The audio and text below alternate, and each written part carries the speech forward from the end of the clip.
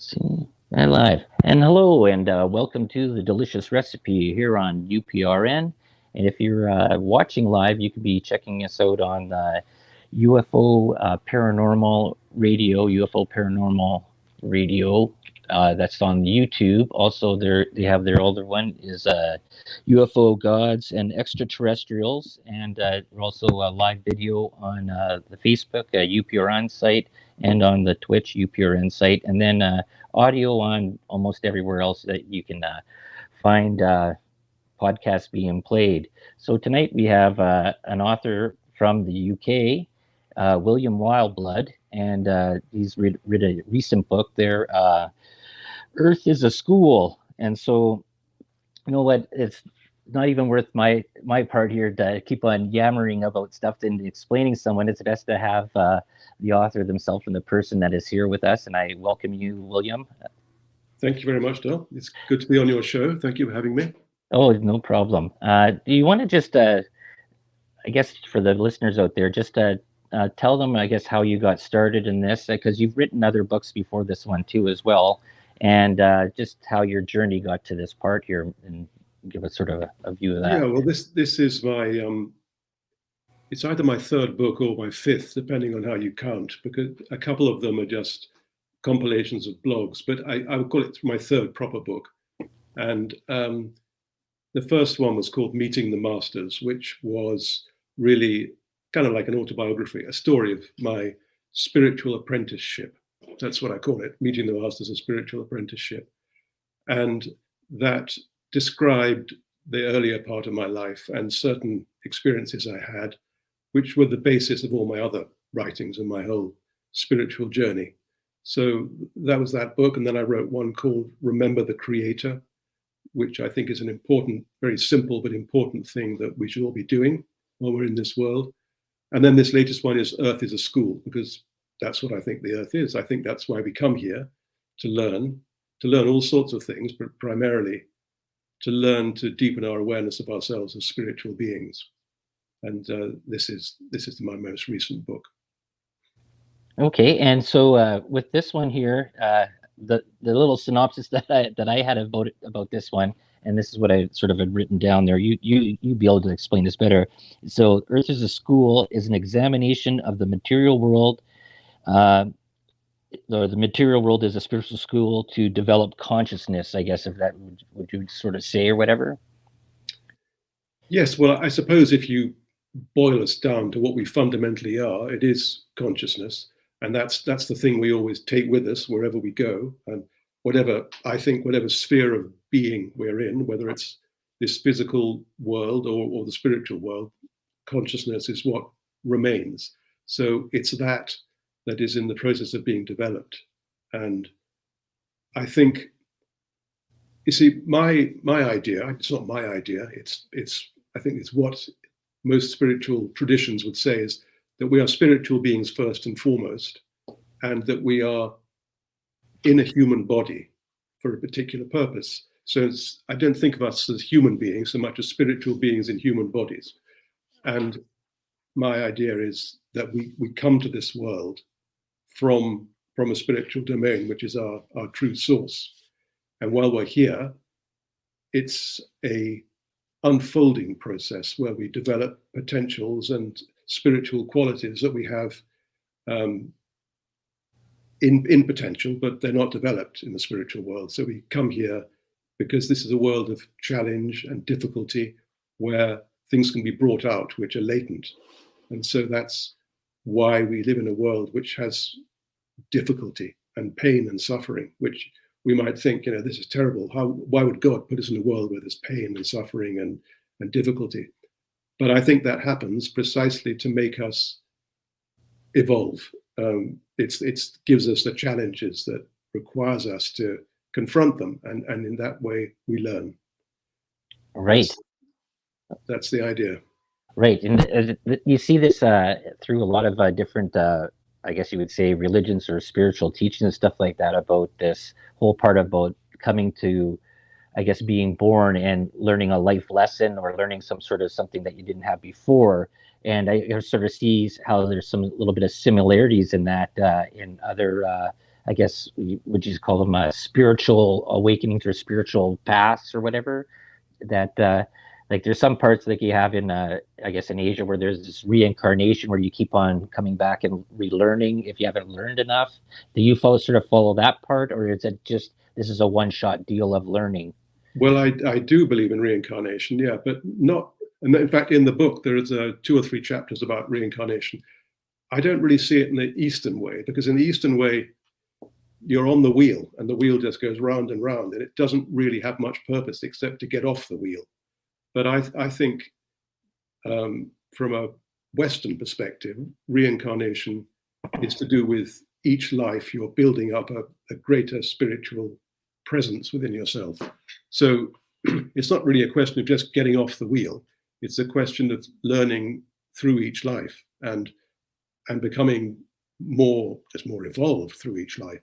So there is a purpose to it. It's not just in Buddhism, really. It's a kind of futile thing, the incarnation. You can make yourself good karma and come back in a better state, but the idea is always to get off the wheel.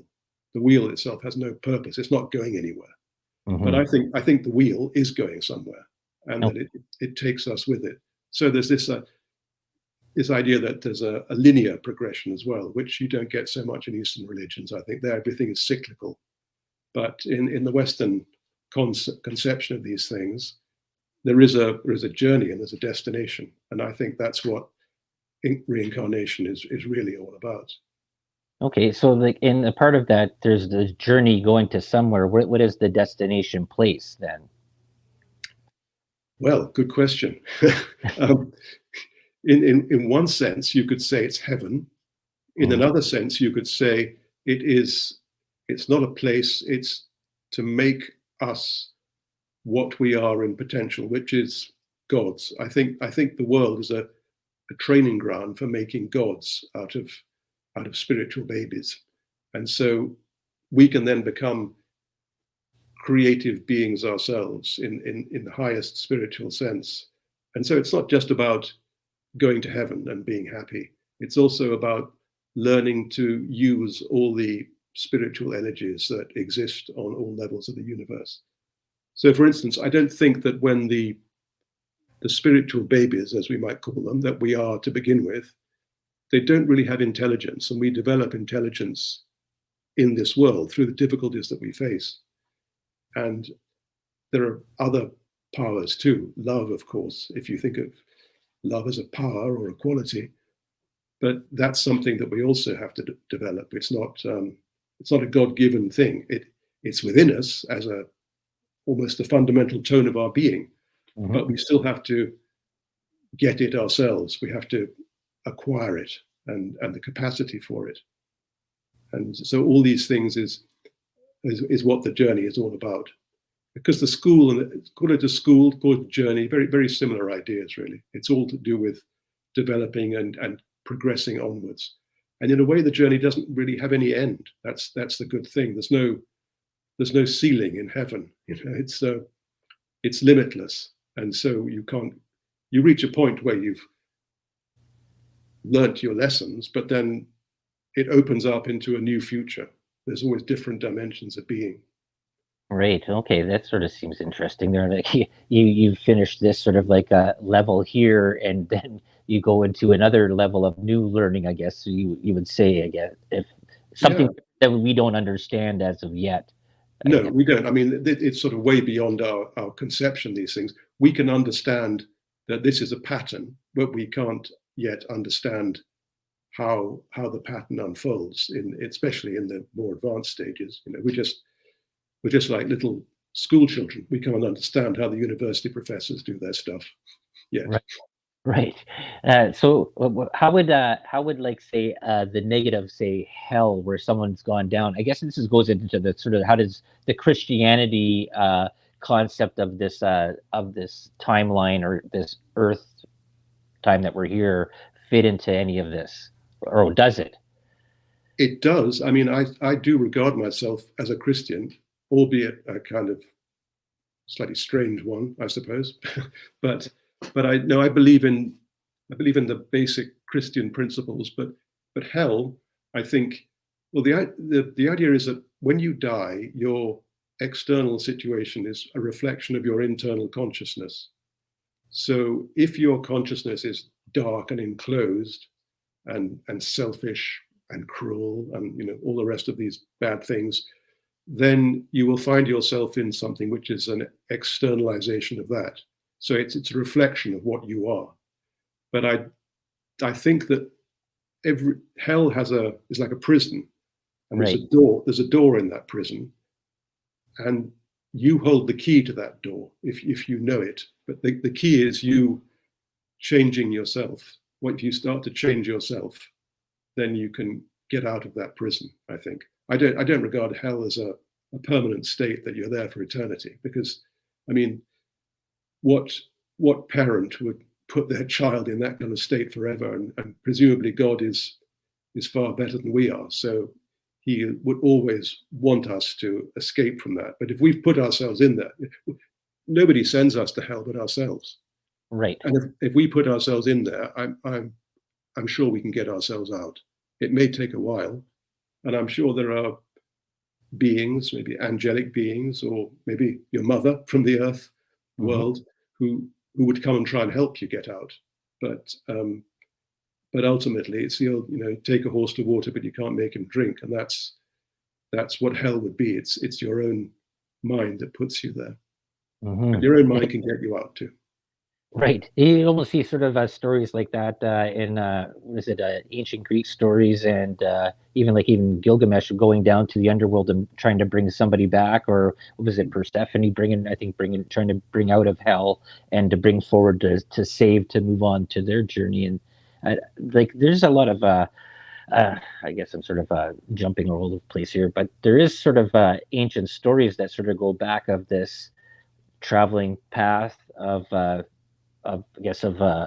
there is no finality in anything, right? You're not locked away anywhere, and then your journey sort of still goes forward in some way, I guess. And then I guess everybody learns a lesson. I think every story has a beginning, a travel through to get to some finality of something, right? I think so. Yeah, I think that these stories from ancient history, they have relevance for us even now. And I think that the idea that there is a way out is a very important thing that we should hold on to, because the basic idea of the universe is love and light and goodness. And everything is trying to bring us into that. Nothing is trying to make darkness. Well, I think there probably are some things that try and make darkness, but those are things that have gone wrong. But the real basic truth of the universe is to bring every element of it, every piece of it, that's every individual piece, up higher, more into the light.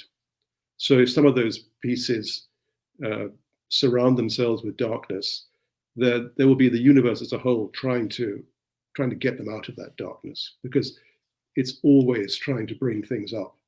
It's always trying to move forwards, move higher, develop all parts of it.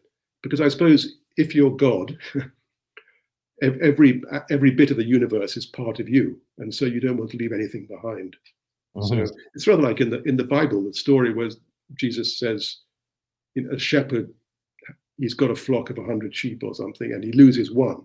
So he leaves the 99 who are okay, and he goes off in search of the ones that's lost. And I think that's probably true. I think there is an element where God or the universe, whatever you want to call it, does go after the lost sheep and to try and bring them back into the flock. Okay, yeah, that sort of makes sense. Where do you think that? There's a whole bunch of parts that you had. Like I went through your book, and I went through and I sort of jotted down different little things in here. And you had a part about high and low energies, negative energies, and positive, the darkness and the lightness, and that. So we have this in here in North America. Well, not in North America. They have this all around the world about negative entities that try to drain, I guess, because we are sort of almost like a battery ourselves, right? We are an electrical system, right? Our brain, everything is electrical. But where would you figure that something that isn't like us, but a negative entity that is trying to drain away from you? Because I think that you had a part in there about about demons or sort of negative stuff. I think it was around page 165 or something like that. I think there are such things as demons. I think this is a result of God giving us free will, and free will is very important because free will is essential if you are to know love. Robots are not going to love. Whatever artificial intelligence enthusiasts might think, robots are never going to love. You need free will to love, and for that you need to be a spiritual being.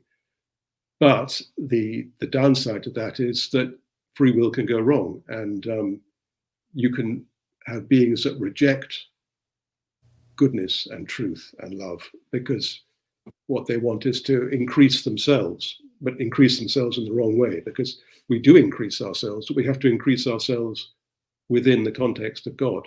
But if we try and increase ourselves independently of God, that's when things go wrong. And so these demons eventually get to the point, I believe, where they cut themselves off from divine life, and they can't receive the energy to exist directly from God, as we all do.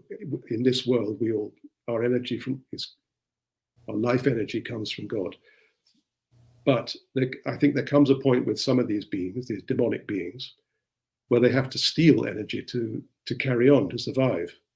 And that they try and do by influencing us. But the good news is that no demon can influence you against your will. It's always trying to encourage faults you may have so that you give way to. If you give way to anger, it can steal a bit of energy like that, because you're bringing your life energy down. You're lowering the vibration of your life energy to a form that it can take. But if you don't give way to bad feelings, bad emotions, and so on, then they can't do anything with you. You're free of them. Now, of course, we all do give way to small things, but this is one of the important things on the spiritual path: is to learn to control your reactions. Something at which I'm not very good, I got to say. But well, that's the whole thing about learning Earth is a school, right? Yeah, exactly. Right? Everybody's here to learn something. So I'd seen some parts in there about meditation, and is that's something that it was sort of taken from or being used, or that you've gotten from say would it be Indian culture or Hindu, like where they meditation, they believe in like the seven orbs throughout the body, where you have to align everything to get into this consciousness. Is it that where you're sort of going with this, or? Well, I did live in India for several years, but my meditation was always very, very simple. It's really just a question of sitting quietly, emptying the mind, breathing deeply, and just trying to be aware of God within you, in the heart. Because I think that's where the spiritual center is. So meditation to me is not some kind of esoteric practice particularly. It's just a question of centering yourself in the heart and just being aware of God. Right. That's why I think the second book that I wrote was called Remember the Creator. Okay. I think that's a very important spiritual practice, really, just to try to be aware of God, practice the presence of God. Mm-hmm. Okay, and another part that you had there that I seen there, that you had the three parts. I guess it was the spirit, the soul, I guess, which is the mind, and then the body. Right? Is that how that's how we function here on our material Earth, that we're here while we're sort of learning? Well, I think that's the traditional designation of our being. Yeah, there's the spirit, which is your divine self. There's a spark of God within each one of us, and that's spirit. It's like the light within us that lights everything else up. The soul, I would put as our individual consciousness, the basic self that we are, and then the body, of course, is just our physical form. But I think there are spiritual bodies too. I think that when we die, we're not just a kind of wisp of gas that floats around. I think there is a a spiritual body as well. Because if you think about the three fundamental qualities of God, you can think of them as truth, goodness, and beauty. And truth would be the spirit, goodness would be the soul when it's working as it should, and beauty is the body. And all these three things go together: spirit, soul, body, truth, goodness, and beauty. And I think that there will always be these three, whatever form we're in, whether it's a physical or spiritual. There's always going to be this triple aspect to our nature. Right, that's even they talk about, even in a lot of religions, there's always like a three-part positive and a three-part negative. I guess in like in Christianity, you have that God, Father, and the Holy Spirit, and then the negative there too. And a lot of different parts that always comes into threes and stuff like that. And now we have here our spiritual self, our body, and that. So what do you think?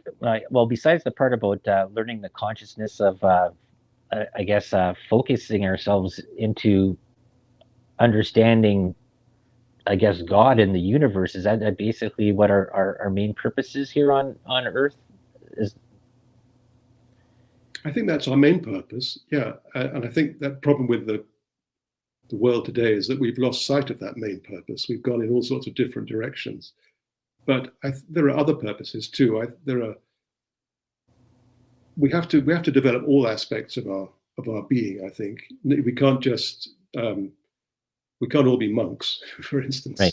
But so we have to develop intelligence. You know, like an ordinary school, you have different classes. You can have your maths and your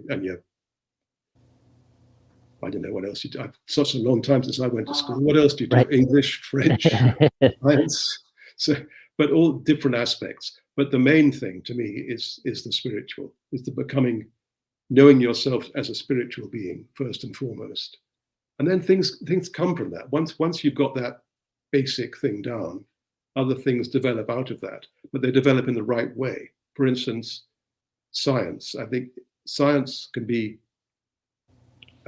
a wonderful tool of understanding, but it can also be slightly diabolical if you cut God out of science and then think of it solely in terms of controlling the world for your own materialistic ends, then it can become quite a bad thing. But when it's practiced with an awareness of God, then it can be a beautiful thing and a creative thing.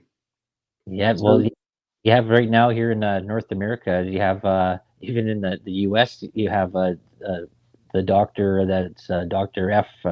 Won't use his full name, but he's been saying he is science, trust the science, right? Which is sort of, and that you have now you have these AI, which is science, trying to put the soul into technology. And a lot of this, I think this is a part of the way that a lot of people are sort of thinking that technology is a great thing for humanity to possess, or to go to reach God faster, right? And that's this thinking that some people have, that we can't exist without technology, that it's, and you're seeing a lot of people today that are linked to technology so badly that they go into fits when they're disconnected. And I think a lot of people need to get back to the part of using technology as a tool and not as a crutch, not as a purpose to mainstay of life. Well, in the Bible, there's a story of the Tower of Babel. Do you know that story? Yeah.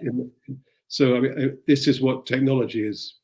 I was going to say in danger of becoming, but I won't. I'll say it has become. I think that's what it's become. And who knows, it may suffer the same fate as that Tower of Babel if it carries on much longer like that. Because we think we can use technology to replace God, and we really can't. We'll find we get more and more alienated from our true selves, and we'll be lost. And I think I feel very sorry for young people now who are just totally caught up in their phones and everything to do with constant stimulation and no chance for quietness where they can go within and just naturally attune themselves to the world as it really is, not as it's presented to them through technology and this constant bombardment of images and sounds and so on. So people will end up being lost. And I think people are realizing this, and perhaps some are turning away. And I hope in time more people become understanding of the very real problems associated with this addiction, because that's what it is. It's an addiction to technology. Yeah, oh, I totally agree, and I think I've talked about this on my show many times, where I've seen that there's been a push, and it's been even in the school system, that about moving people into these large mass metropolis cities and stuff like that, where everything is concrete. You've gotten away from nature, you've gotten away from everything. You're basically become dependent on the system that's there. Whereas like before, where like, well, I'm pretty rural up here, where people had farms, they had their animals, they sort of lived off the land, hunted. They weren't sort of dependent on a massive part where you're living on top of people and mass transit and stuff like that and nature. So I can see this totally going that way, where we're pushing people into these, I guess you would call it, their own concrete jail cells, I guess, and that wired in, plugged in. How do you find over there in the UK how people are reacting to the technology, and just even during this? Well, won't go too much into this pandemic, because it gets everything sort of shut down off of all the stations and stuff like that. But how are you finding people around you, how they're viewing today past how you saw them back about 20, 30 years ago? I think we're much worse off. I think we're losing freedom, I think, and we don't seem to realize it. That's the terrible thing. We just seem to accept it all. I think it could possibly be the old thing of, bread and circuses. As long as we have enough to eat and we're sort of physically comfortable and we have the entertainment on the TV, on the internet or whatever, that keeps us quiet. But I can't believe that human nature won't eventually reassert itself, and people will think this is not the way to be. We're being drugged, and we need to wake up. I think we do need to wake up. I think that's really important at the moment. And of course, it's getting a lot worse with the thing we're not going to talk about. But, right. Yeah. But that's making it worse, and it's making people hide away much more. And it's also making them much more easily controllable too. They will do all sorts of things because of fear, and they probably need to wake up to this thing as well. But we won't talk about that. Yeah. Unless you want to. No. Well, I've done that before, and I've seen what's happened with shows being popped off of certain. We'll stick to the spiritual stuff. Right, but you mentioned the word fear, and that's got to be one of the biggest things that I guess would be to stop progression and learning. Would you not say?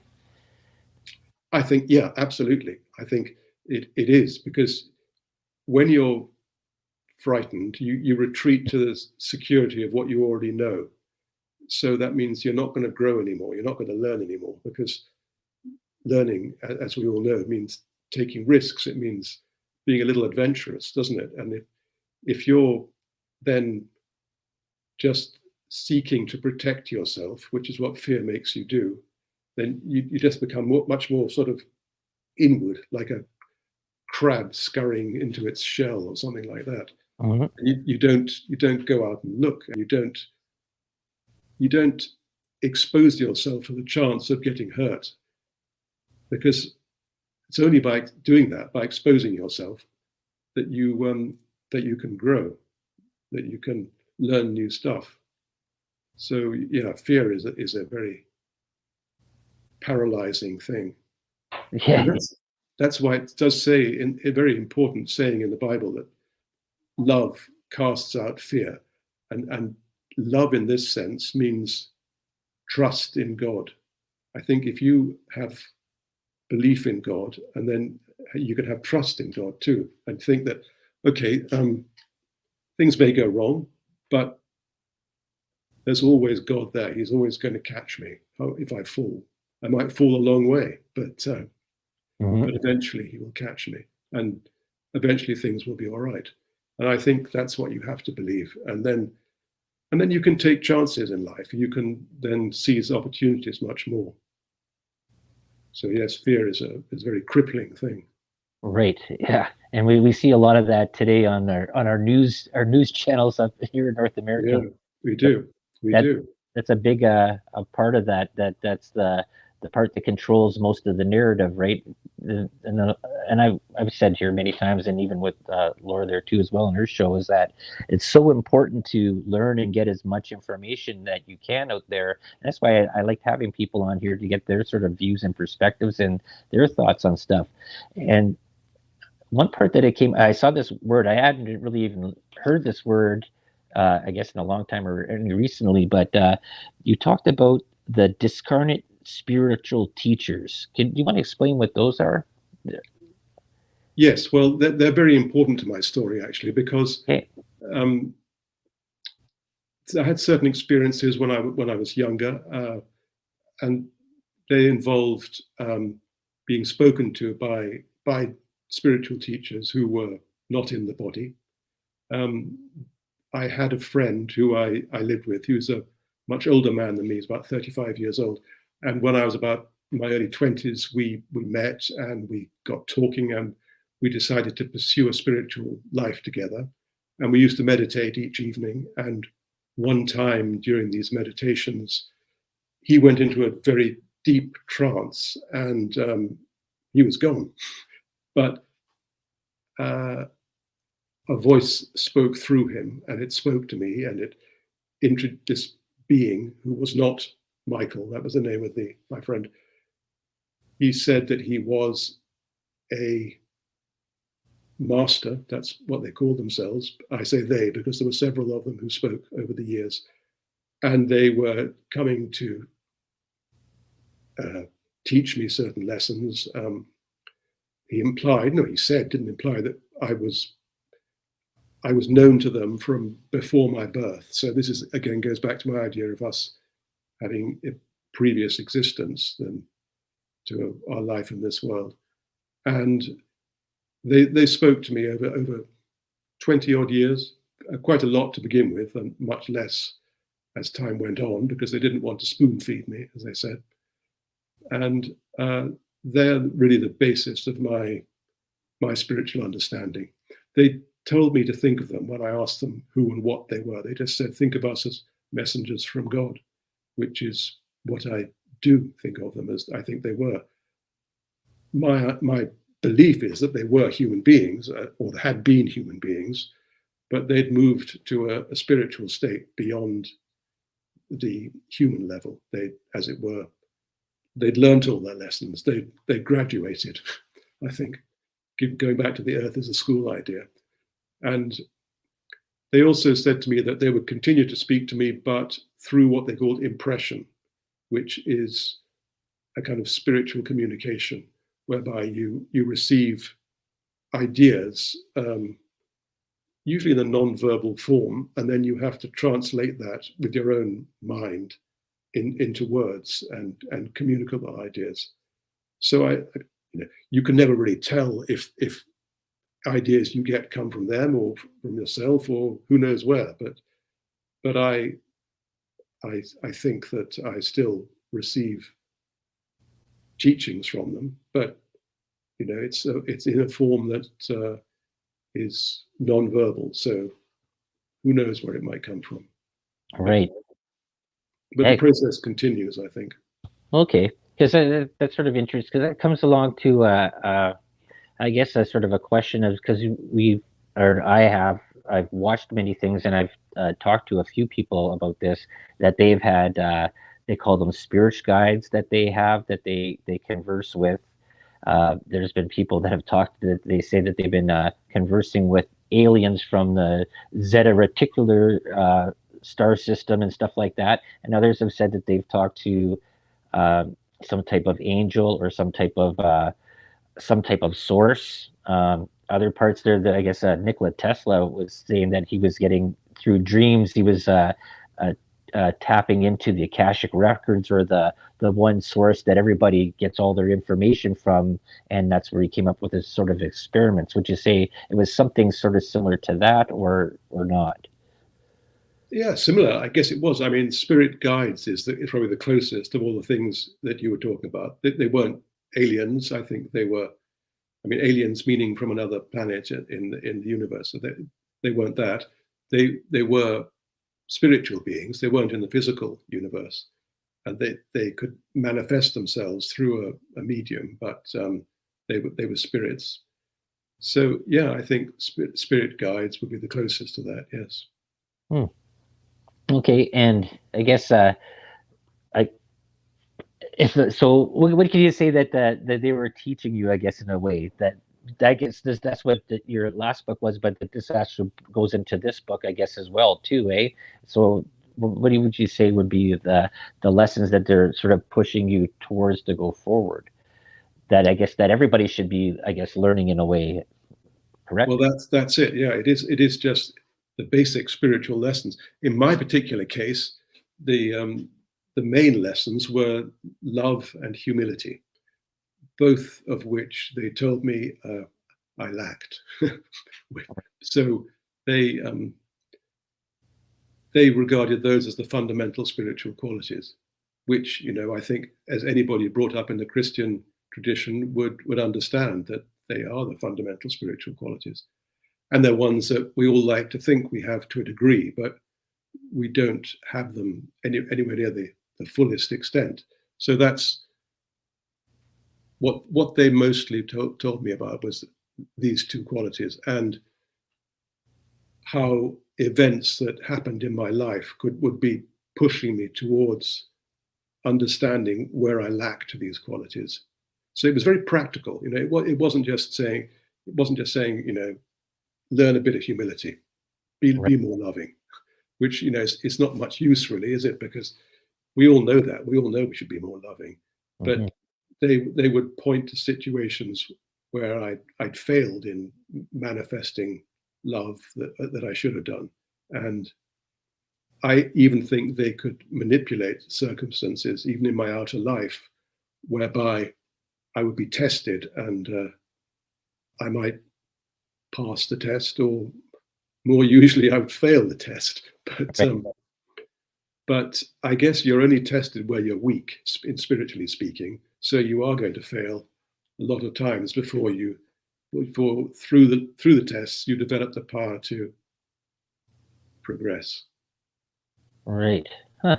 See, I remember because I went through the whole part of going to Sunday school and church and that, baptized in two or three different religions and stuff like that. And I remember the one part about the seven deadly sins and the seven virtues, and basically they're like the opposites of Yeah, you have the bad and then the good is to go that way, right?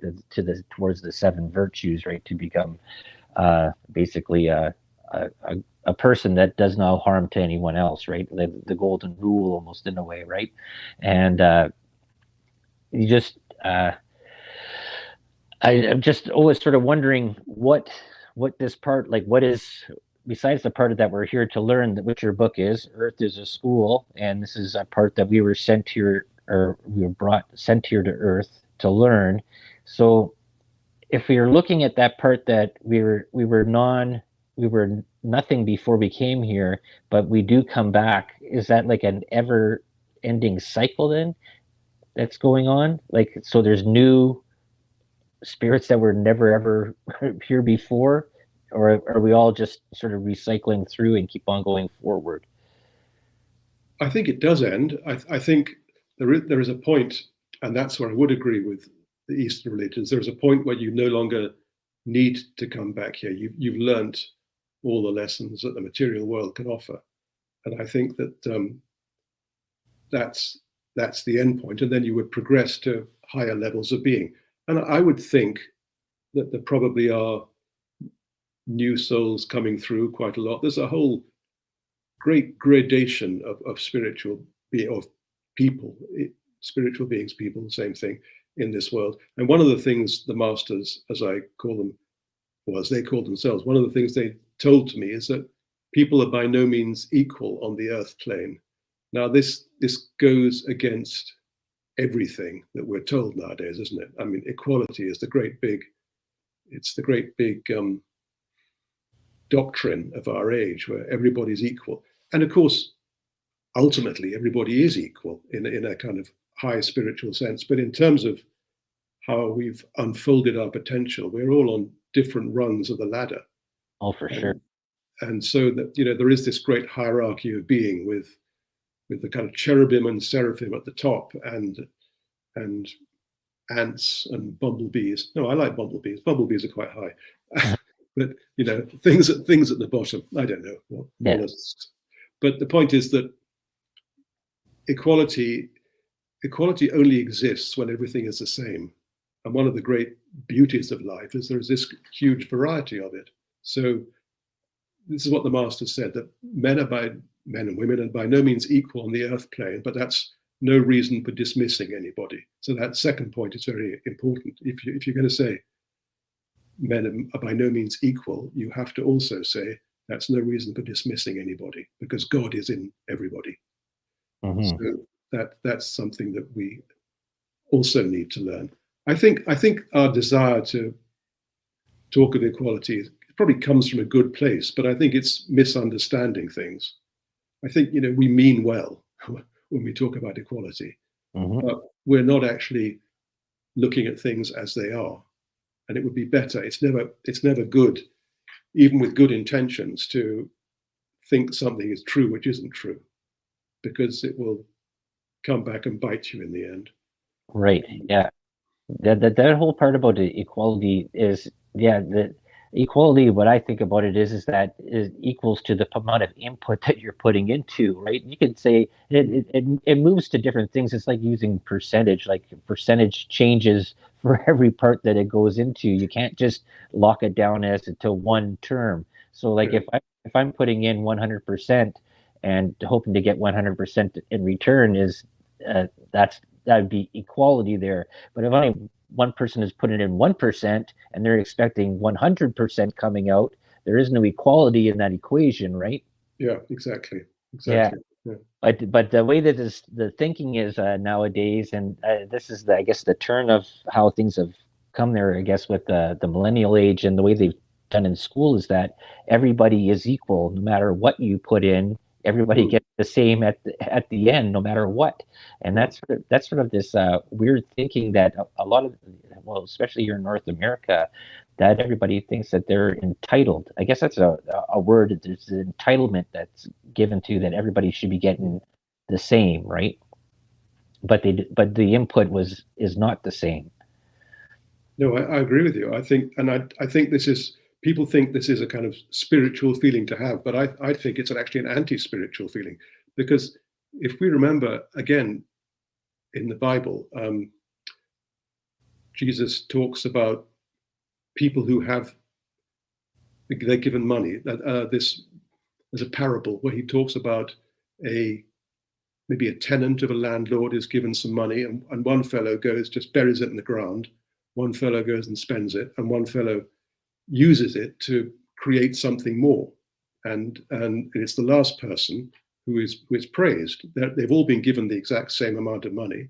That's equal on that level, but they've all done different things with it. And it's the one who created something more with it who is obviously the one who gets the praise. So that is something that the equality enthusiasts should understand, I think.